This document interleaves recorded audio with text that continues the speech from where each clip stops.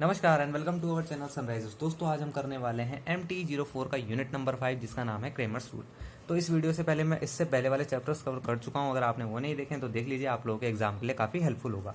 तो इससे क्या क्वेश्चन पूछे जाते हैं, सबसे पहले तो आप ये देख लीजिए, हाईलाइटेड करी हुई चीज़ें आपको पढ़नी पड़नी है। ठीक है, देखो इस चैप्टर को मैं पढ़ाऊँ ना पढ़ाऊँ, हर बच्चा जानता है कि इससे सिर्फ एक पर्टिकुलर चीज़ से क्वेश्चन आता है, वो है क्रेमर्स रूल। ठीक है, ये थ्योरम आपको पढ़ लेनी है। क्या है, 2 मार्क्स में पूछ लेता है। ठीक है, चांसेस तो कम है पर देखो 2 मार्क्स बहुत होते हैं। ये भी आपको पढ़ लेना है, क्या है क्रेमर्स रूल, कैसे इससे क्वेश्चन सॉल्व किया जाता है। अब देखो आपको पता है मैक्सिमम चांसेस होते हैं क्रेमर्स रूल से क्वेश्चन आने के, क्योंकि आप कोई भी पेपर उठा के देख लो, क्रेमर्स रूल लगभग सारे पेपरों में पूछा जाता है। अब जब एग्जामिनर भी सोचता है ना कि इस चैप्टर से तो देना ही देना है, वो भी सिर्फ एक ही टॉपिक पे, तो वो हट के कुछ उठाता है। वो कभी भी कोई कॉमन सा क्वेश्चन नहीं उठाएगा, वो उससे हट के उठाएगा। कैसे उठाएगा, क्या शर्तें हैं क्रेमर्स रूल की, सबसे पहले तो ये सुन लो। क्रेमर्स रूल और दूसरे वाले क्वेश्चन से वो पूछता है कि क्या मतलब दोनों में से कौन से मेथड से होगा। आपसे पूछ लेगा, कोई क्वेश्चन दे देगा, बोल देगा क्या ये गॉस से होगा या ये क्रेमर्स से होगा, आपको ये बताना होता है। ठीक है, तो मैं आपको बता दूं क्रेमर्स रूल की कुछ शर्तें हैं, कुछ उसकी प्रॉपर्टीज़ हैं, कुछ उसके रूल हैं कि भाई अगर ये चीज़ होगी किसी भी मैट्रिक्स में तो मैं तभी सॉल्व करूंगा, अदरवाइज नहीं। तो ये है, Cramer's rule can only be applied if the number of equation in the linear system equal to the number of variable. अब इसका मतलब क्या है, मान लो अगर मैंने बोल दिया एक्स वाई जेड, तो ये हो गए 3 वेरिएबल, इक्वल्स टू 5 कर देते हैं।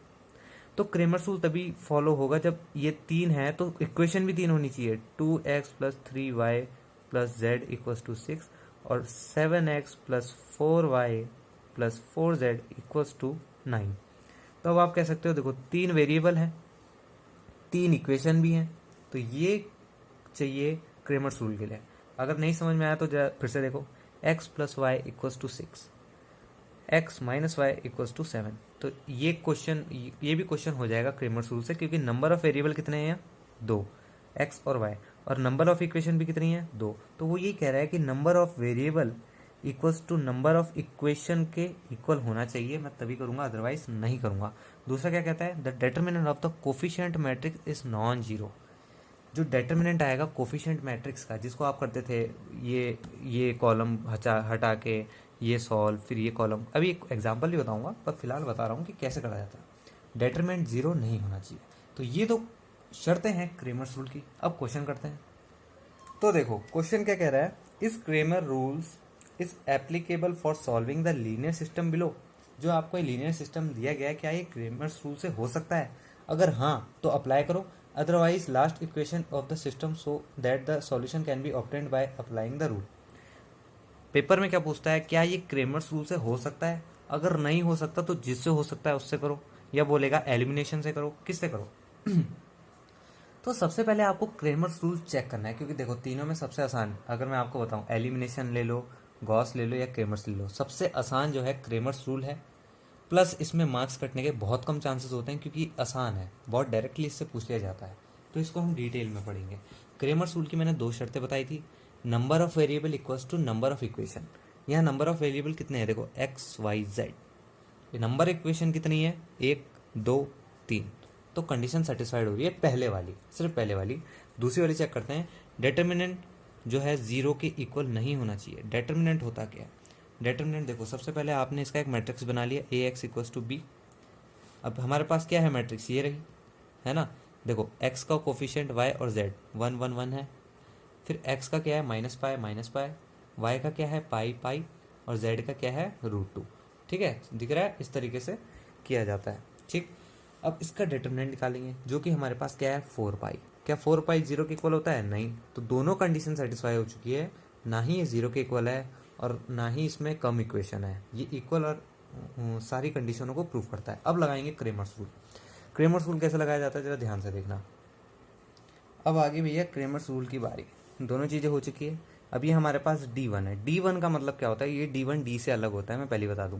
D1 का मतलब ये है कि जो आपने पहली कॉलम है ना उसमें ये रख दिया, ये कहाँ से आया, ये वाली, ये देखो इक्वल टू में जो इससे पहले वाला क्वेश्चन मैंने किया था ना वही सेम है। ए एक्स इक्वल्स टू बी, ए जो मैट्रिक्स है वो बन जाएगी इससे, एक्स आपको एज ही ऐड कर देना है एक्स वाई जेड, और बी जो है वो इक्वल टू के बगल में है, जो जो इक्वल टू के साइड है उससे जो मैट्रिक्स बन रही है वो। अब D1 का मतलब है ये जो आपने है ना, ये इसको आपने रख दिया इसकी जगह।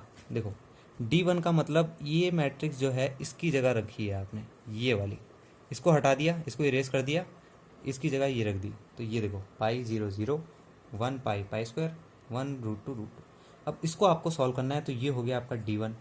उसी तरीके से आपको D2 भी निकालना है। D2 क्या होगा, इसको हटा दो इस बार। देखो D2 क्या होगा, ध्यान से देखना, क्रेमर्स रूल में मार्क्स कटने नहीं चाहिए, स्कोरिंग चैप्टर है।